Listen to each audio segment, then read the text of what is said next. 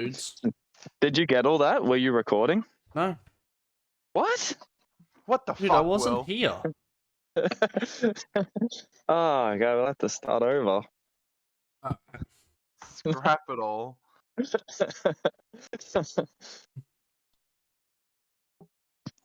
We No? weren't doing anything.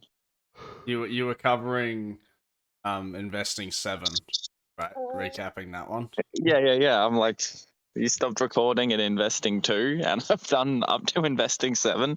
I thought Yeah. this chat was just recorded the whole time, so I've just been doing the solo podcasts all week into it. Of course, man. I think you'll have to do that 20-minute monologue you just did again.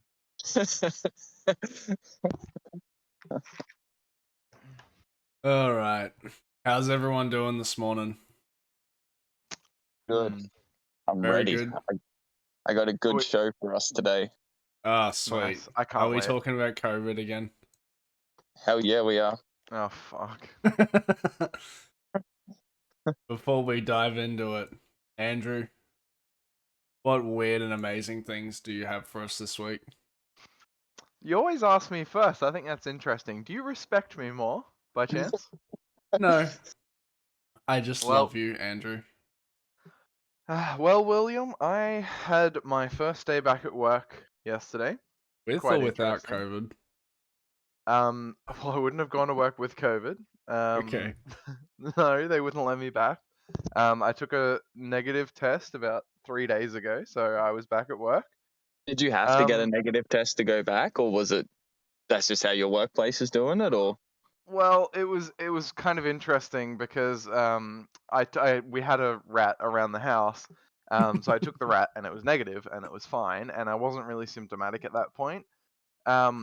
But the guy who kind of organizes the rosters, I'm pretty sure he's getting screwed by people calling in sick at the moment.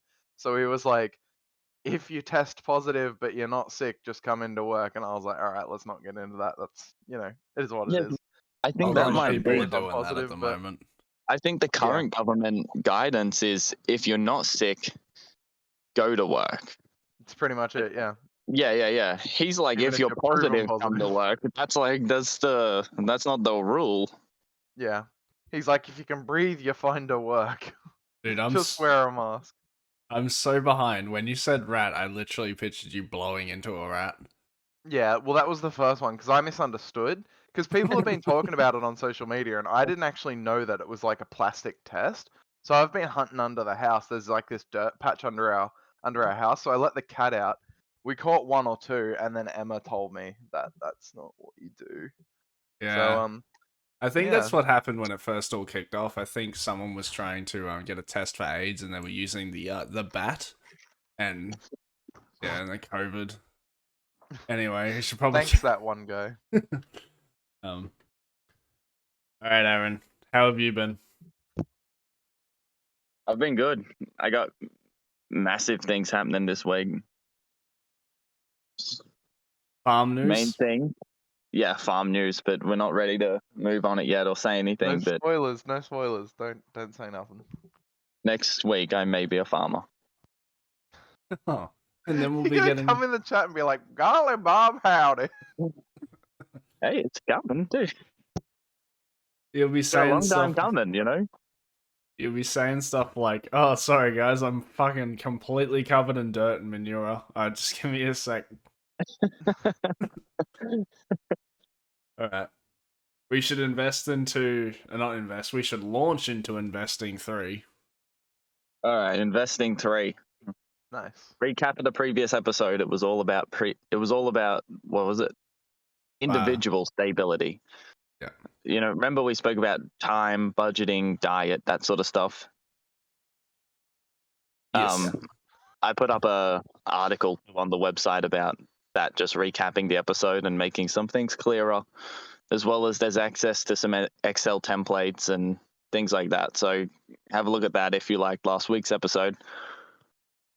The goal of this week's episode, as we're making our way towards finance slowly. Now we're going to assume that you've got a job. I'm just going to assume that it's kind of like a low level what would the word be? Kind of like a retail, or like, I'm just going to assume you're not running like a multi-million-dollar company. Like, you got a job, you go in, you do some tasks, you go home. That style of, like, standard job that we all have before we're 30 or whatever. Yeah. And this is an area that's really important, because being able to outperform in the workplace is the pathway to a better future, but you've got to get it right. And this is where it gets tricky, because when I say outperform in the workplace, there's always bitter losers who can't understand that doesn't mean like getting in everyone's sort of business and making a bunch of trouble for people and calling that outperformance. I mean, actually outperforming in a way that you make things better, and that's really, really hard to do. I can see why it would be. You go. I was gonna say I can see how that could be really, really hard if your personal life wasn't put together. Yeah, probably impossible. Like, I don't think there's many people who are smashing it at work and then going home and their lives a complete mess. Like, I don't buy that old workaholic trope. Like, I don't know. Yeah.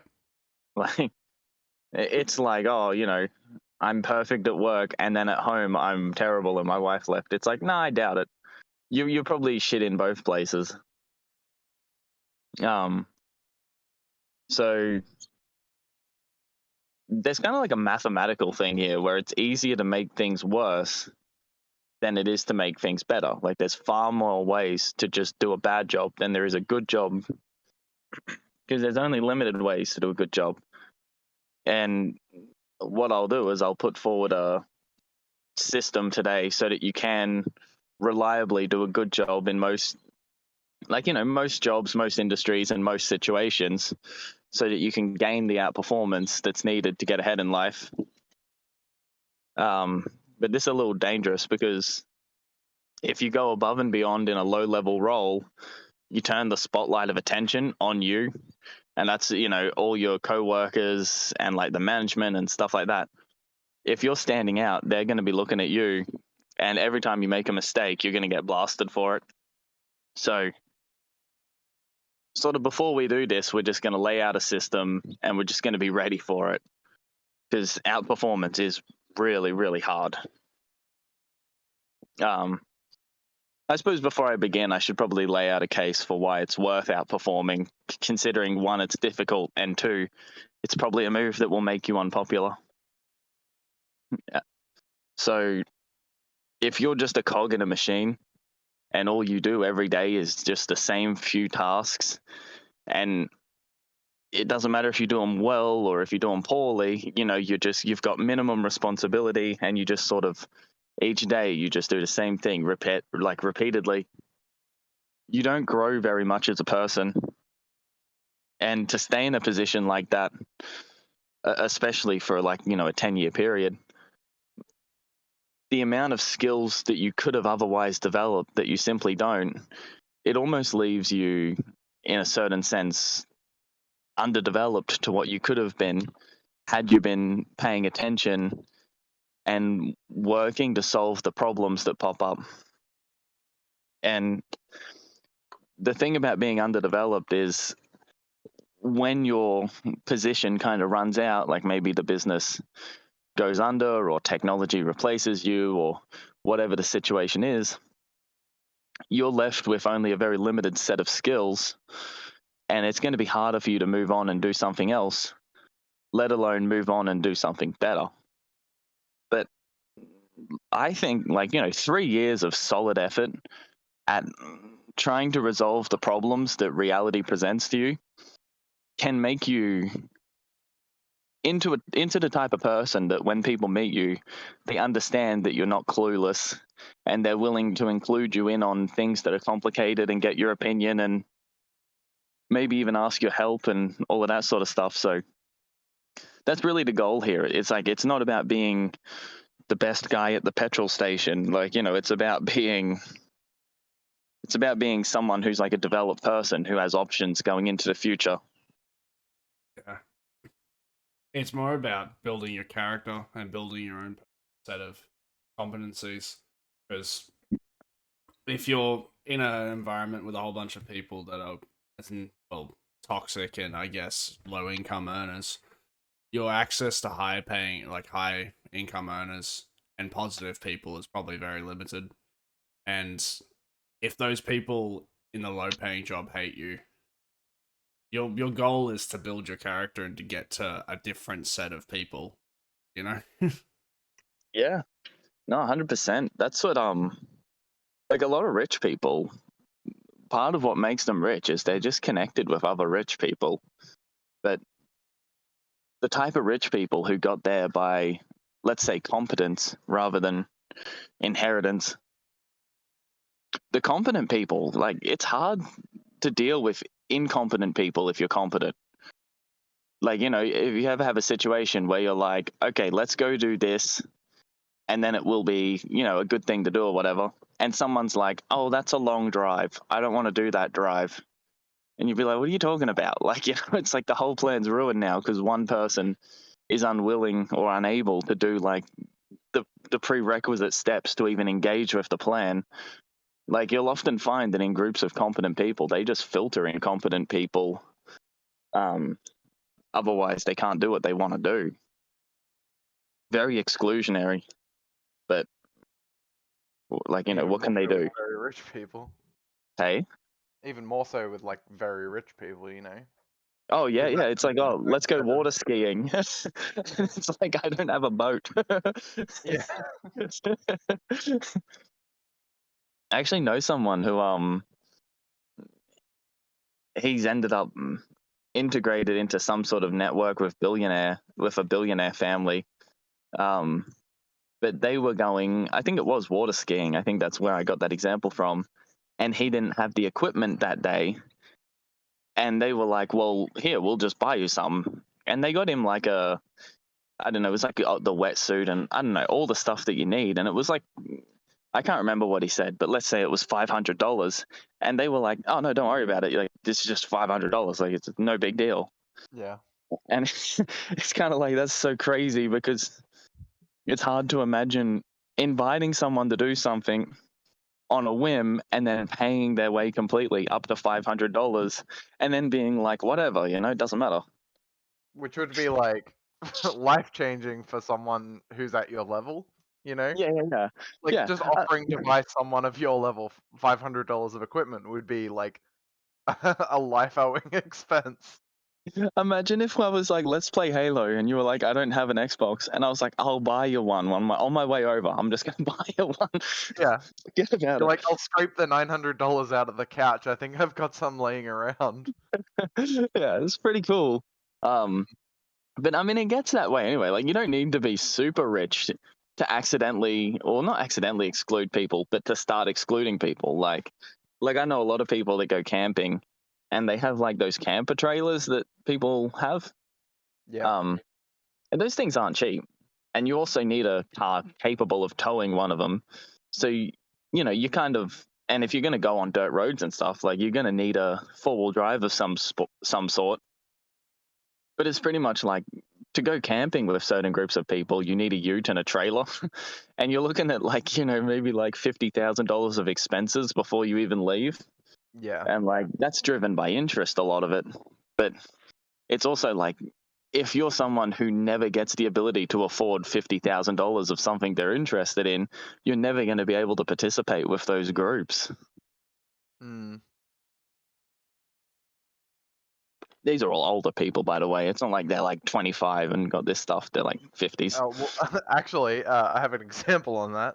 Um, this girl I went to school with has a boyfriend from like I think they've been together like years and years, like 8 years probably. Um, and she posted for his birthday one day, and she bought him one of those camper trailers, and I was like, that looks like big and expensive. It's an odd birthday gift, and I looked it up, and it was something like $25,000. And I was like, Yeah. what kind of birthday gift is this? You're like my age. You're like 24 and buying your partner, whatever amount of tens of thousands of dollars for a gift for birthdays. Like, Oh well. The limit should be like a few $100, not like crippling debt. And Yeah, it's well like, that's what it. happens if something happens? What if you break up? You know, is it just his? Either they're doing very well or Mm, they're making silly decisions. yeah, I Um, don't know either way, but Jesus Christ. well, you can like you can borrow money and get the things that you want to get, but Mm. it's a very limiting way to do things. Would you get a loan for $25,000 to buy Morgan a present? No, I don't think so. I just don't think that would be sensible. Like, No, it wouldn't. Like, even doing that for yourself would be ridiculous. You know, yeah, yeah, yeah. like Well, like not if naming someone names. borrows money to go on a holiday, you're like, what the fuck are you doing? Like, Yeah, or like even getting a car loan at this point. Like, I feel like people who get, $30,000 car loans, it's just like, I know for some people it's necessary and, you can use it for work and that kind of thing, but people who just get it because they want a cool car, it's just the most ridiculous kind of thing to do at this point. Well, And doing it for something that's not necessary, like just purely something that's a hobby or something, it's so dangerous at that age because it'll, that's something you could have put towards a house or any other kind of investment, and instead now you get to go camping every now and then. well, it's actually funny that you mentioned that because I've heard a couple of stories here and there of situations where people try and get into different either employment or social groups. And one of the ones that comes to mind is my finance guy who financed my mortgage. He bought a really expensive car and a really expensive suit, and he said that was so that he could fit in with the financial people and look professional to be able to do that job as well as have the degree. So it's like the yeah, materialistic stuff seems to map straight onto the finance district. I've heard people Mm. say that if you want to get ahead in law, learn about wine because all the older lawyers are fucking wine experts, and it gives you a thing to talk about at networking events. Yeah. What a Wine miserable expert. existence. Yeah. Yeah. Anyways, let's move on because we got a fair bit to get through. Yeah. So we'll lay out this is a system for interacting with complex systems. There's a business, government department, whatever, with a social element. And we're gonna focus on the social element a little bit as we go through, or it's somewhat implicit in everything, but you'll see what I mean, because when you're trying to do well and you make a mistake, which you will make a mistake because you're going to have to try to do things you've never done before in your efforts to do things well. And there are times when people are going to jump on you for it, and you got to have your defense ready. You got to be able to say, I was doing this because of these reasons. And sometimes that's not enough, although it can be enough to minimize any damage to reputation and perhaps preserve the situation somewhat. But yeah, let's begin. So this is it's a 10-part list. So we'll just sort of try blitz through them pretty quick. So 1, you've got to identify how the system, that's a business, whatever, reduces unnecessary suffering. This is something to keep in mind. Keep it primary when you're looking at any system.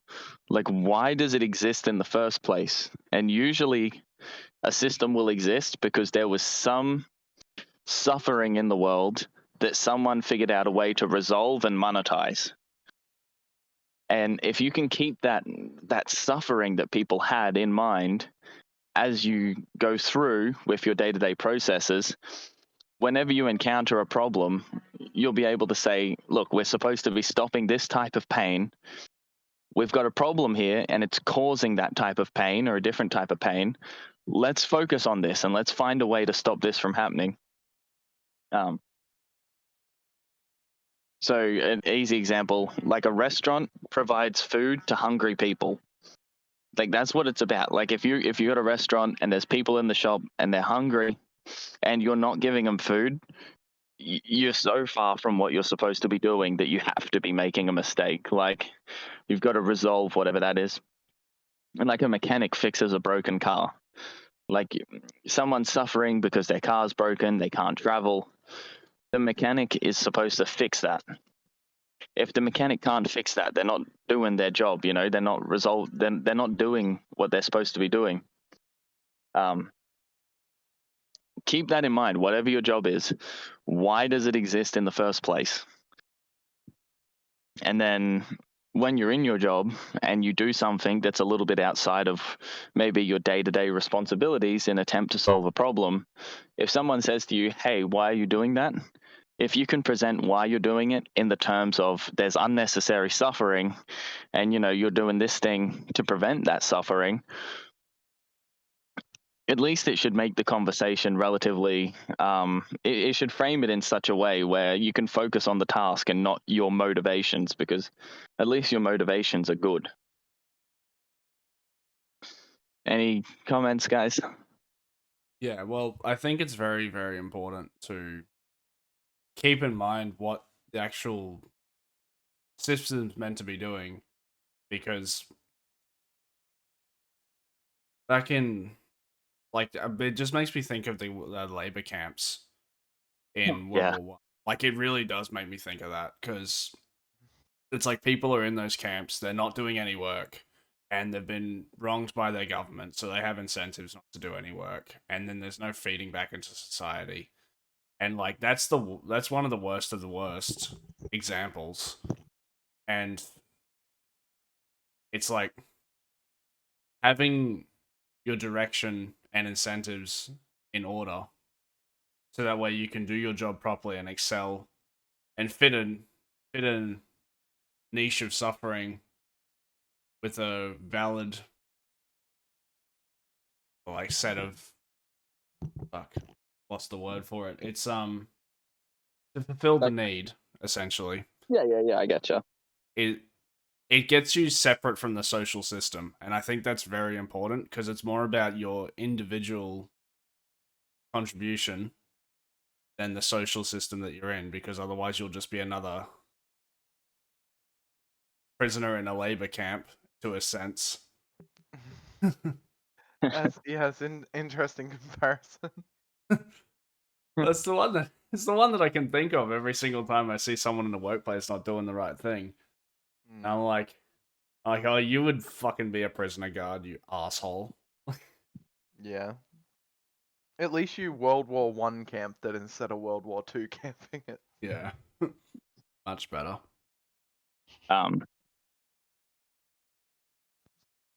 Well, anyway, I'll move on to the next one. So, identifying the appropriate measures of performance for the system. There's a lot of times people focus on just these strange little points that don't matter to the overall system. What you want to do is you want to work out what matters and, you know, what indicates that things are running well. So for a business, it's pretty easy.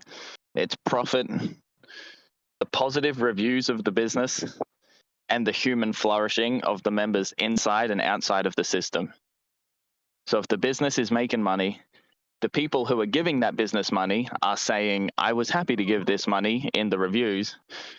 And the people who gave the business money, as well as the people who operate the business, are doing well in life because of their actions. Like, you know, maybe they're buying houses and they're able to go on holidays and they're healthy and they're not running around stressed all the time. You can get an indication that this system is probably running pretty well. Now, the next one is identify the modules of the system using categorization. So that's a wordy sentence, but all it means is you've just got to work out what is the primary goal of the system in terms of reducing suffering, and then you look at what work needs to be done in response to that goal and how that work's been divided amongst different departments and people. So you'll have departments, you'll have people in the departments, and the people will have specialized roles. And if you look at everyone's specialized role within the context of their department's purpose, and then if you look at the department within the purpose of, serving the business and you look at the business in the purpose of reducing unnecessary suffering, you can identify when things are aligned. And when they're misaligned, that usually indicates a problem. And it might be the kind of thing that if you were to resolve, you could increase the profit or the positive reviews or the human flourishing of the system. But you've just got to work out where the misalignment is, and you've got to be very careful in doing so, because you don't want to mess with anything that may be functioning, but you don't understand why. This is one of the biggest problems here, is to accidentally mess with something that you've identified as being bad, but it's actually an important thing. So the next one, we're up to number 4. So you identify the primary and secondary processes of the modules in the system. So modules are departments made up of people in specialized roles. You got to have the humility to admit you might not know if a task is not crucial.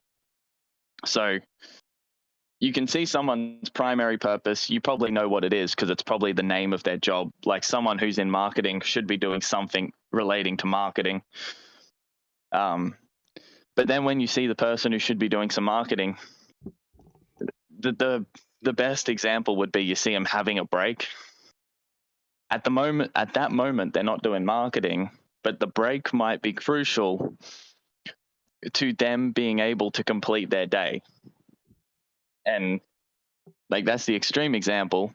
But as you look at people and they're working, you want to make sure that they're addressing their primary process. And then maybe as part of their primary process, there's some secondary processes that need to be addressed so they can do their primary process. But so long as they are productive on some level, don't assume that something they're doing that you don't identify as being crucial is unimportant. I'm guessing the way you would do that is just talk to the person, right? And like try and get a perspective. It's a little tricky because one thing that's a good example is like, imagine everybody stops work to sing happy birthday to someone. It's pretty obvious that that's not crucial to get the day's work done, but it's not obvious that it's a bad thing to do, because if once a year you acknowledge people for, being alive and making another year, and it gives everyone a chance to have a slice of cake and maybe stand together and have a quick chat, maybe all the little connections that are made in that moment have a result where the system becomes reinforced in some unobserved way. Yeah. And so long as the primary and secondary processes are kind of being completed, you don't want to assume that anything else is unnecessary. Yeah. Because it also How am I doing? Too wordy, do you reckon? Should I simplify my language? I understand. I think it's fine. It's fine? Okay. Well, I think on the topic of the happy birthday thing, I think it becomes a question of whether you personally think the, 10 minutes potentially per person per year is worth the level of morale it boosts by having that available. Yeah, see, I would say don't even engage with that analysis. Just let it happen, so long as there's not like a lineup of customers who are getting upset because they can't buy their medicine or whatever. Like, unless there's some obvious reason, don't bother engaging with it, Like if somebody puts up a poster and the poster has a cat on it and it's not upsetting anyone, don't be like, take that down. We don't sell cats, Yeah. Like you just be chill, like be a chill person. Yeah. Just direct your focus and your analysis on what's primary. As long as the work's getting done, you can have your cake and eat it too. I like that. That's good. That's awesome. Or you can not have your cake, and you can make someone's birthday really bad. Okay, here's the next one. Identify how the modules are integrated within the system and the external world. So every business has stakeholders. Stakeholders are just everyone who has an interest in the business in some way. So customers, employees, loved ones of employees, the neighbors of the business, the competitors, the government. And now what you want to do is do not cause unnecessary suffering for the stakeholders. So just because the business has a defined border of, who's on the payroll and who isn't, that doesn't mean that you can run around treating everyone who's outside as if like they're not a member of the tribe and that you're at war with them. Like if your neighbor asks you to move something and the thing they've asked to be moved isn't part of any primary or secondary process, and it's only a couple minutes work to move it, just do it. Like, you don't need to make a war of it. And hopefully in a similar situation in the future, they will do a small favor for you. It's the trade consideration for consideration. Yeah. And you want to keep track of who you do small favors for that don't repay the small favor, because, maybe if you've got something primary you need to be doing and they ask for a small favor, you tell them go away because you're busy. You'll get to it. But if somebody has repaid, like, you do a favor for them, they repay it. You do a favor for them because they repaid it, they do another favor for you. Like, engage with that sort of stuff, because that's where the business integrates with the external world. And anywhere where the business is integrated with the external world, you want to make sure that you're smoothing out any edges. It also applies to the individual, to the staff members as well. Like it's multi-leveled. Yeah, no, it definitely is. And everybody who's involved in the business, making sure that it's integrated with the external world well, yeah, that will make everything run smoothly. And you might not necessarily be able to tell how things have gotten better, but you'll feel it. Like sometimes you go into place and you can feel that there's all these unspoken battles raging, and it's just like, slowing everything down. And you don't want to be in a place like that. It's so hard to navigate a place like that as well without like tinkering over many months of like talking to other people. But you don't even really need you don't really even have the luxury of having the energy for something like that. Yeah, it's terrible. Like once things have gotten bad, it's so hard to get them good again. Probably your best bet is just to stop things becoming bad in the first place if you can manage it. This actually reminds me of something you told me quite a while ago, Aaron. Probably 2 or 3 years ago now. That's funny because I wrote this list 3 years ago. So did you actually? Yeah. You might have written it and then no. I don't know. It might come up, but I remember you telling me, and it was because we were looking at things specifically at the shop that we could make more efficient. Or I think I made a suggestion about something, and I think you mentioned to kind of keep in mind in specific instances like this where you think there's like a really shit inefficient way that something's done, and you can provide an example of what might be a better way, but you also have to remember that there's not specifically that there's like a reason it has to be done like this, or it's like it's always been done, this is what we do, but the way it is done might be because someone's got like a stake in that way it's done or something like that. Someone might have put a lot of effort into getting it the way it is, and so if you come in and be like, this is shit, fuck it off, do a new way. It's like it might be inefficient to you, but someone might have put a lot of work into this. And I'm not saying if someone tried, keep the shit things around, but it's important to think about, I think. It's like being tactful. Yeah, tactfulness. That's massive. I saw a negotiation go south the other day where it was only over a small amount of money, but it remained tactful.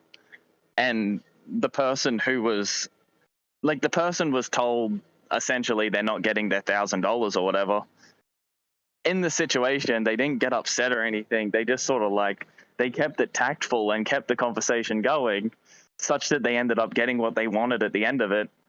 And it was very funny to me because I was watching the negotiation thinking, oh, this one's probably going to go south, because I was aware of it. And then watching it unfold and see the person who was told they're not getting what they want get what they want after about a minute of tactful conversation was so funny to me. Dude, I'm the king of that.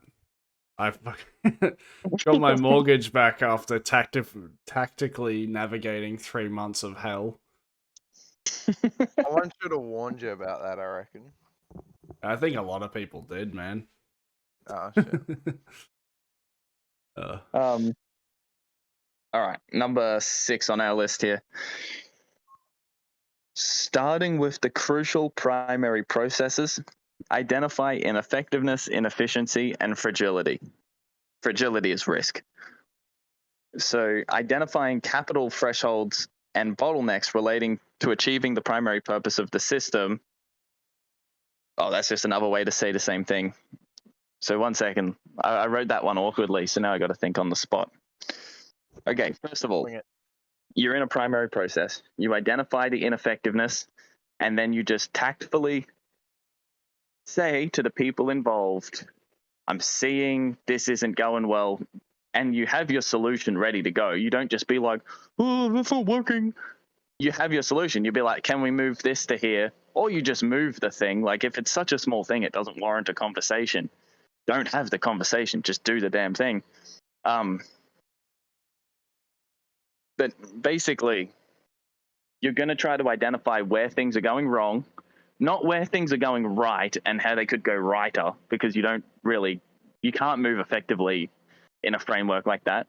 You've got to identify where things are going wrong, so it's ineffective, it's not achieving its goal, it's inefficient, it's not achieving its goal, it's not achieving its goal without wasting a bunch of resources in the process, or it's risky. Like, there's nothing worse than seeing something risky where something's like an injury risk to someone, and it can be resolved just by, like, for instance, if something's teetering on an edge, moving it away from the edge, like, stuff like that.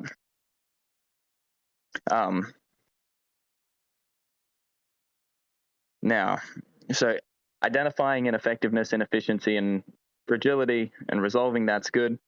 And then identify capital thresholds.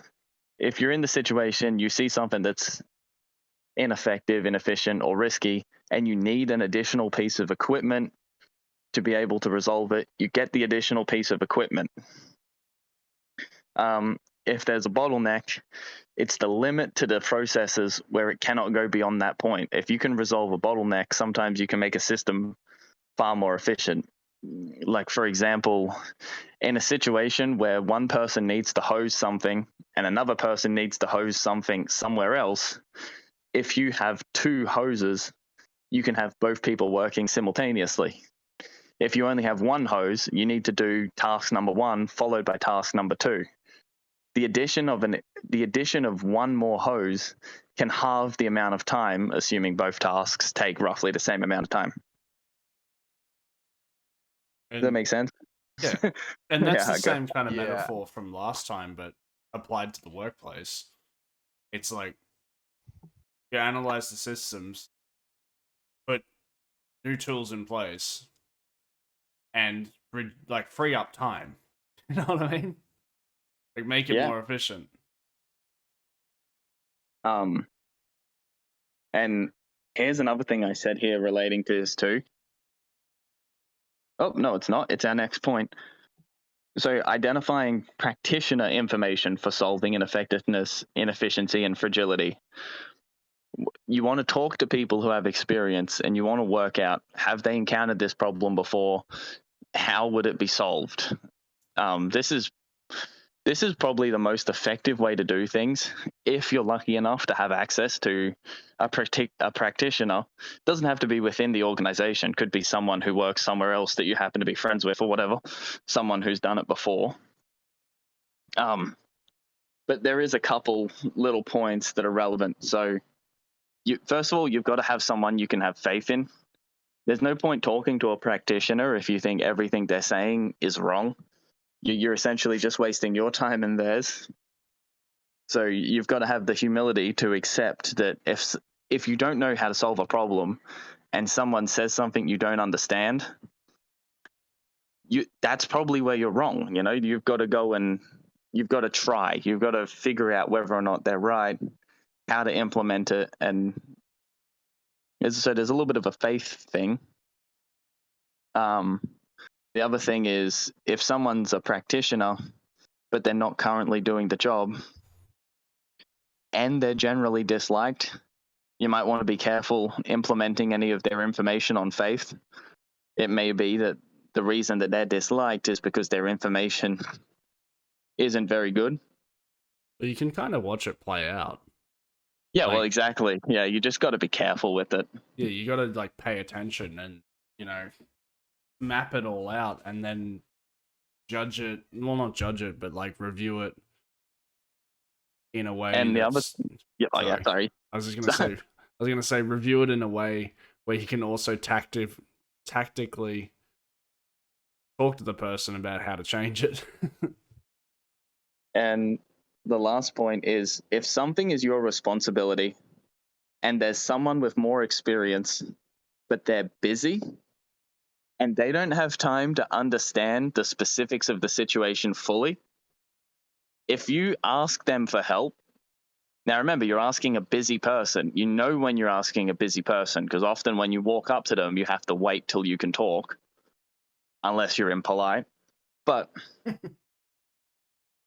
if you go up to someone who's busy, who knows better than you do, but they offer a solution that doesn't seem quite right,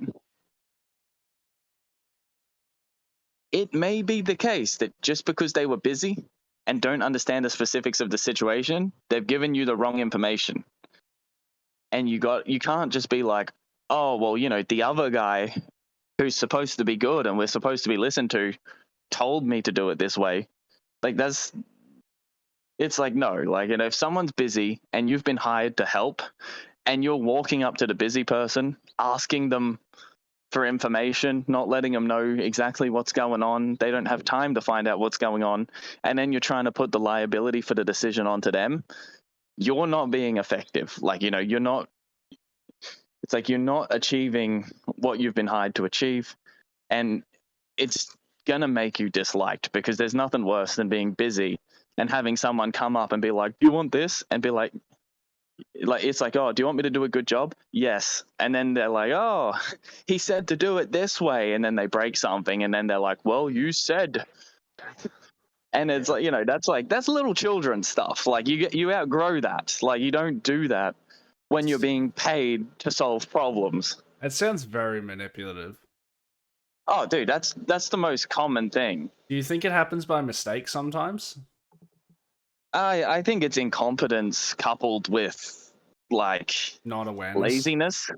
Yeah, it's like, because it's so easy just to say to someone who's supposed to be responsible above you, hey, do you want me to do this? And then when they say yes, be like, your fault. Yeah, It's I think easy. it's a worry about liability, and it's like, if I can get this off my shoulders, I can get this done very quickly, and if it goes horribly wrong, it wasn't my fault.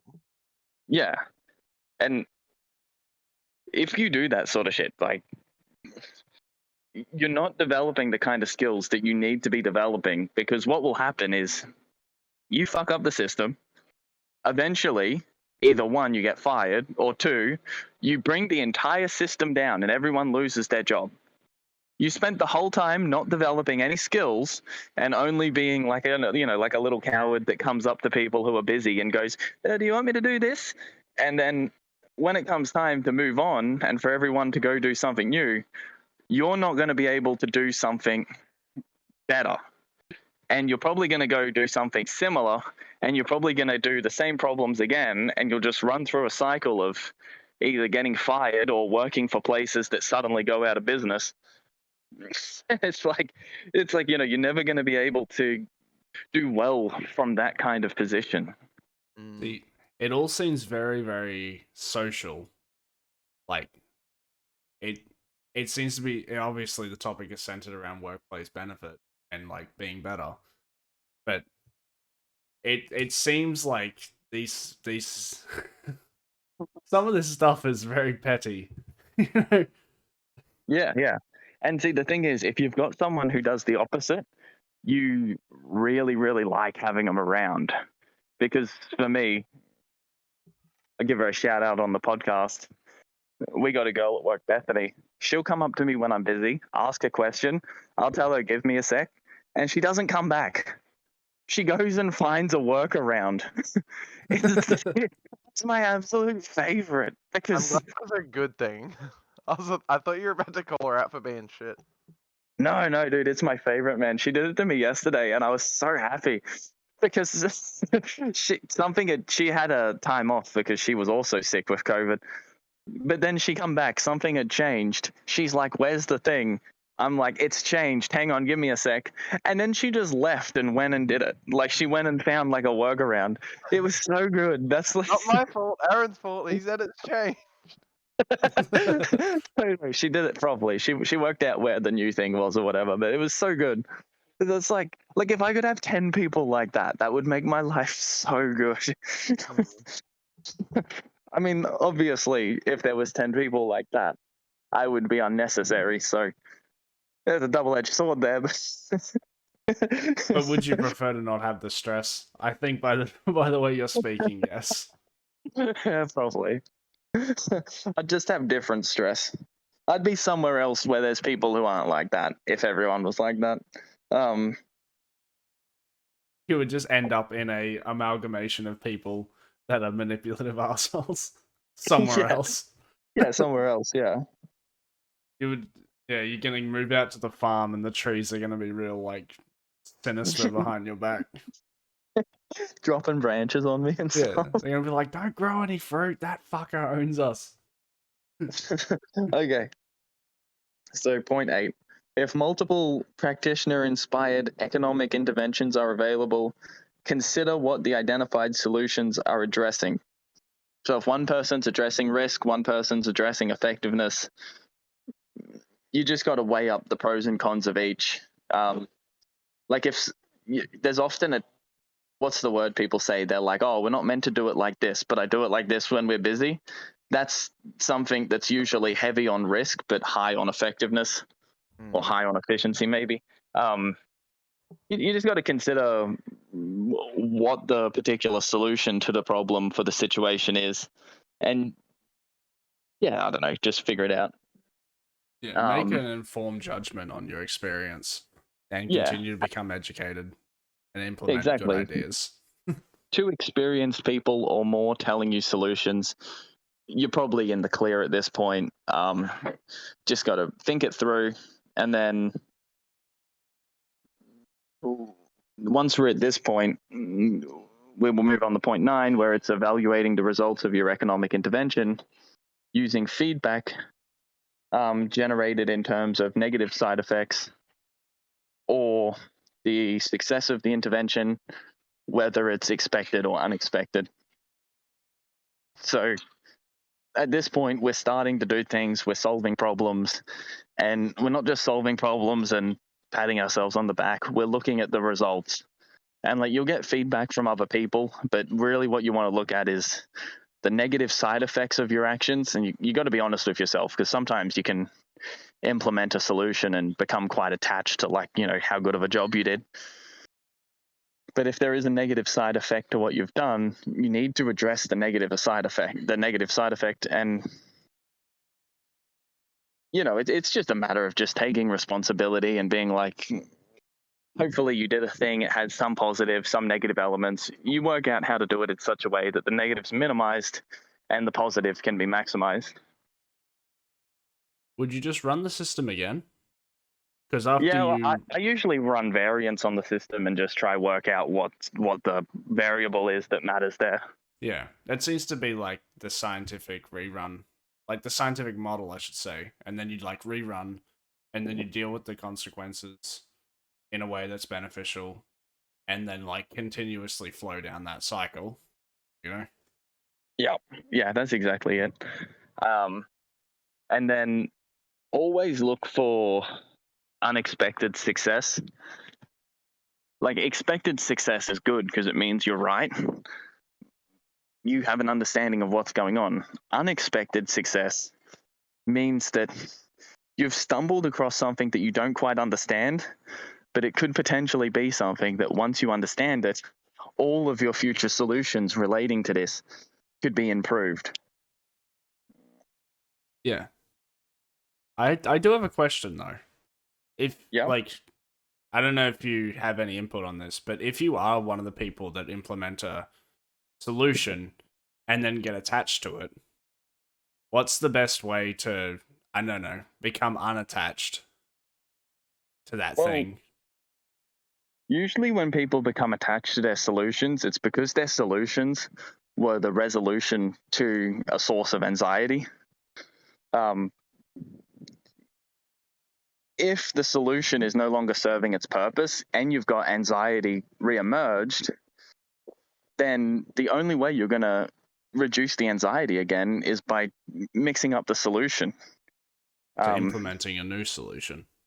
Yeah, and there's like it's a constantly changing environment. So if you were doing things one way at one point in time and it was working, and then at another point in time it wasn't working, it's often just because the environment changed.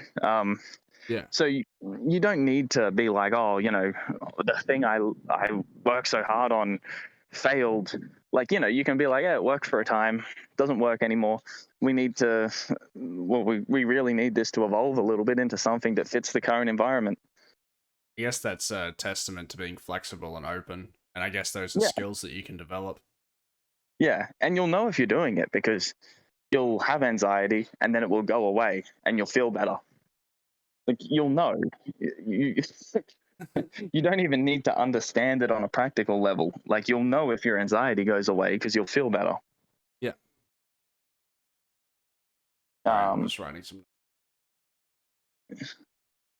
You're right. And then that pretty much gets us to the end of the list here, which is good.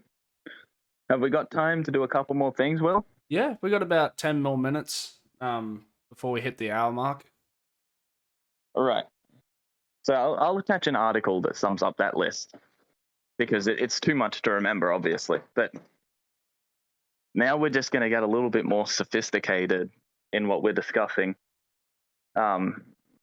This is a note on systemic risk I wrote, and it's called the hierarchy problem, and it's really relevant to working within an institution. So I'll just read through it pretty quickly, and then I'll also have it in the article because it's maybe a little wordy. So the hierarchy problem. It is well understood that incentives within a group can create systemic risk for the entire group. Does that make sense, or should I explain it? I think it makes sense to me, but the word systemic might not be too common for common listeners. Okay, well, it's well understood that incentives within a group. What was that, Andrew? I wouldn't call them commoners, but yeah, go on. So incentives are what the reality is calling you to do. And sometimes it's what's easy, not what's right. If your incentive is to do what's easy, usually you'll get a consequence, but it's delayed. It's in the future. What you want to do is you want to look at your incentives, make sure that you're not doing anything that works now but will cause a big blow up in the future. And you want to look at the incentives of the people in your group and make sure that when there's an incentive to do something risky sort of woven into their role, that they're not utilizing that incentive in such a way that it's creating risk for everyone. Like, one person falling off a ladder and becoming paralyzed can put everyone out of work because the resulting lawsuit collapses the business. That sort of thing. But anyway, so for example, it is common for employees to have specific information regarding why elements of a business strategy are suboptimal, but not report it to their manager. Like, you see this all the time. The employees know what's going on really, really well on the specific level because they're the ones doing it. The manager kind of only has a rough idea about the specifics, but in a more general sense, they're kind of organizing things. So one sort of perverse incentive here is that an employee may not speak up when they see that there's something wrong. And there's many reasons why they won't, but we'll just focus on two reasons. Firstly, there is the risk of being wrong. Like, if you bring the wrong thing to your manager, you just look like an idiot. But secondly, pointing out that things are wrong, even if you're right, can make you dislikable.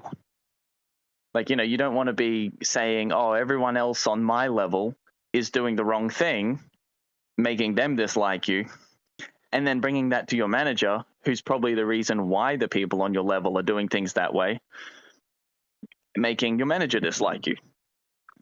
So sometimes, even if you're correct, the incentive isn't to speak up.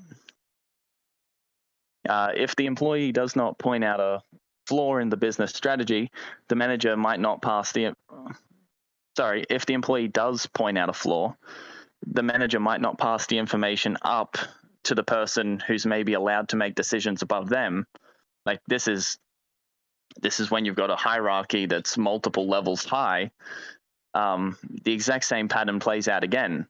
The employee knows something wrong, they tell the manager. The manager now knows something wrong. They need to decide whether or not to act on the information. And if they need to pass it up the hierarchy to be able to act on it, they need to decide whether or not to bother because it might make them look bad. So if they do pass the information up, there's a probability that their boss is unconvinced. And their boss may be unconvinced just to a lack of specialized information. Like maybe the boss was last in the field or on the floor or whatever 20 years ago. Things have changed quite a lot in that time frame, but the boss has been more on like, such a more general level that they can no longer even evaluate the specific information that's coming from the lower levels of the hierarchy. So everybody bothering to speak up about a problem might just be an entire exercise in pointlessness. So if the boss is convinced, there's a probability that the strategy is unchangeable at that point in time. So everybody spoke up, made themselves, put the spotlight on themselves, made it clear that they're not doing things as well as they could be, but they can't fix it at this point in time because maybe there's, agreements that have been signed and whatnot that can't just be changed. So you've got a zero payoff situation there. But then if the boss does implement an altered strategy, there's the risk that the new strategy is inferior to the old strategy. So this happens all the time. People speak up about a problem. The people above them don't understand what the hell they're saying. They implement a solution, and the solution's got nothing to do with the problem in the first place, often creating new problems in the process. And in general, things just get worse. So the taller a hierarchy grows, the greater the probability of generating these sorts of systemic risk. So, if you've got a supervisor, your supervisor has a manager, your manager has a general manager, and then there's, whatever it is above that. Typically, the whole institution will start to grind to a halt because of the risk of speaking up about problems. So I guess that's why it's important for individual employees to try their best, I guess, and try to implement solutions. yeah, that's pretty much where I'm heading with this. But also to have someone who can receive those well. Yeah, so I'll skip ahead here because actually one more note. In a situation where people are competing, and this can happen within organizations, like there can be two managers each trying to do better than the other one, there can become an incentive for the managers to sabotage one another. So they can use their awareness of problems against one another to try to make themselves look better in comparison. So sometimes you can speak up about a problem and the person who does something about it isn't the person who's supposed to do something about it. It's someone whose interest is making your manager look bad. And, they don't care about you and your problem. They're just trying to make themselves look good. Shitty You people. get me? Yeah. Well, you're bound to come across shitty people and not shitty people in your life. But it shouldn't change how you act as an individual. Like, because Sorry, You go, Will. I was just gonna say, if you do the wrong thing under a manager that's an asshole, all you're doing is hurting yourself. Oh yeah, you're not going to develop into the kind of person that you want to develop into. And like, you can have a low level job, like, oh, I worked at, like, I don't know, let's say Woolworths, just sort of helping out. And you can do a bad job the whole time and pretend that somehow you got the upper hand on the business because they didn't realize you weren't working and blah, blah, blah. But you also lost because you didn't develop the kind of skills that would help you move forward in life. And people do that sort of stuff in toxic situations all the time. But if you do it for 10 years straight, and then, suddenly you're 35 and you've got the skill set of someone much younger, you've put yourself on a very bad path. Yeah. So rebuilding these sorts of broken systems, or perhaps replacing, I propose that a system of individuals using their incentives and emotions as indicators to guide their actions is superior to a top-down authority dictating their actions based on flawed measurements. Because if you look at your incentives, sometimes you have an incentive to do what's easy because less work today, and then the big blow up in the future because you didn't do things properly is someone else's responsibility. But you've also got an incentive to do things properly so that you can become the kind of person who gets to live a good life moving forward into the future. So yeah, and I don't think that's taught enough, really. Like, I don't think it's made aware enough that it does actually map onto who you are, even on a psychological level. So use your incentives and your emotions as indicators to guide your actions. And if you've got competing incentives, think about it, like, this is your life, they're your incentives. How you choose to interact with them dictates what your future looks like. So you got to take it seriously and you got to do the thinking. Yeah, reflection to build your character. Yeah, so if you recall the hierarchy problem, the taller the hierarchy, the lower the circulation of relevant information. The solution I propose is to only grant authority to those who offset the gain in systemic risk from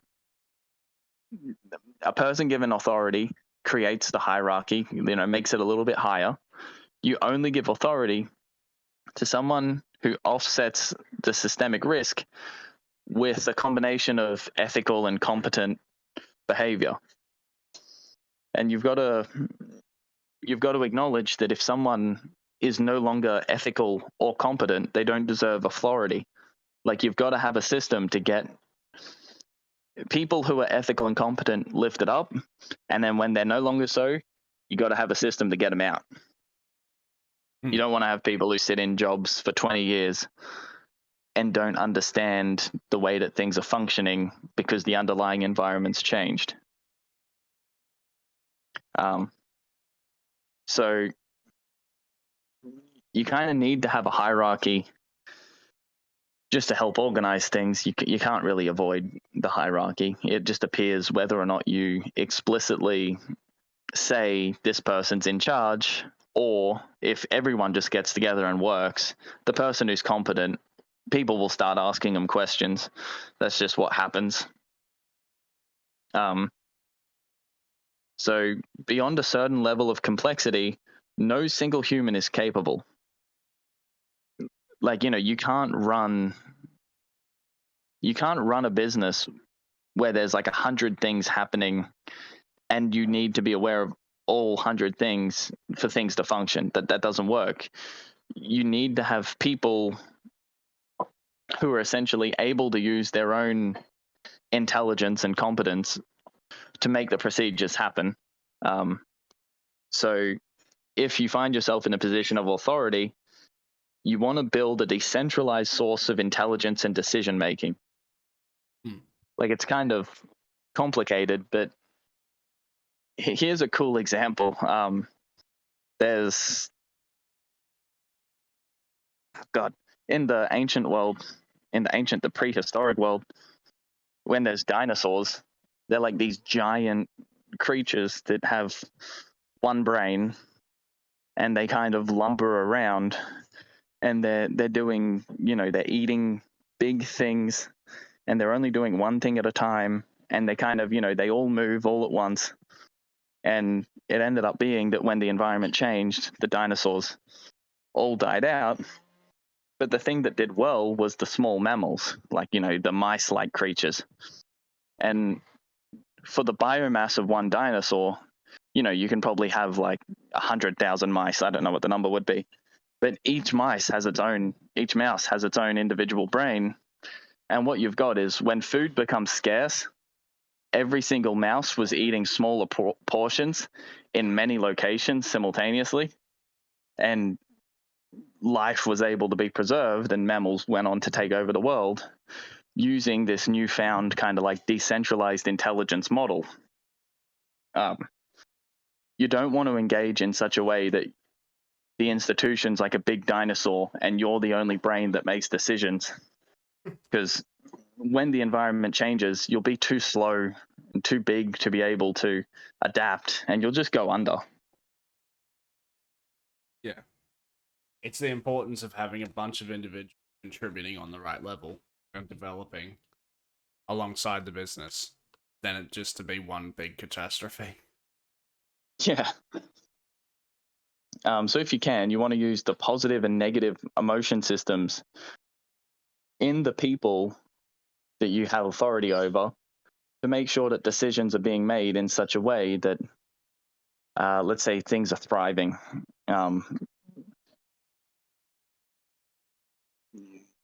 It takes you got to be very sophisticated about this. Like, this is the kind of thing you should put a lot of thinking into, but you want to make sure that when someone who is beneath you encounters a negative situation, their incentive is to resolve it in such a way that they end up feeling good and everything becomes more efficient, more effective, less risky.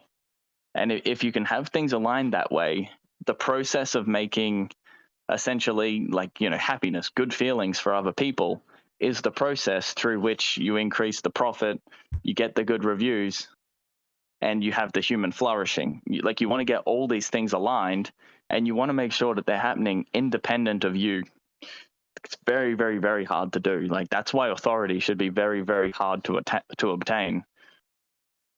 Rightfully so. Now, let me skip through here because there's a lot left here, but we've pretty much covered the most important stuff.